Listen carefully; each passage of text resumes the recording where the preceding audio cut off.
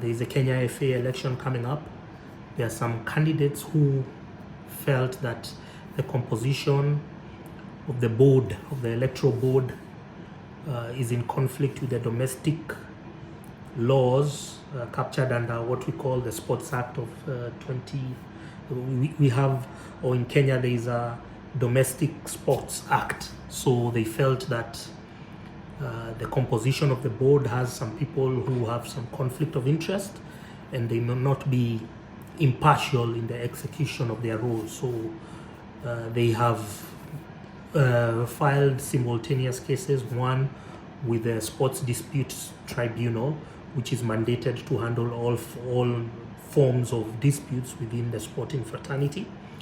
And then they've also filed a case at the High Court of Kenya, which is seeking an injunction to stop the elections until such a time that the law is followed.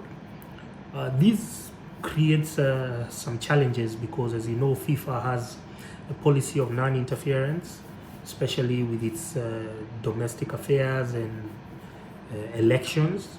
So Kenya will definitely be at cross paths with FIFA should either of these bodies intervene and stop the elections.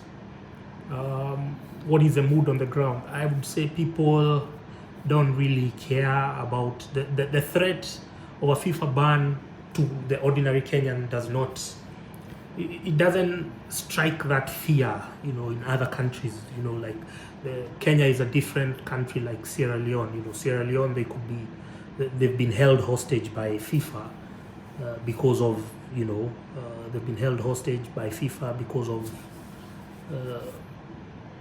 non-compliance with their statutes or government interference.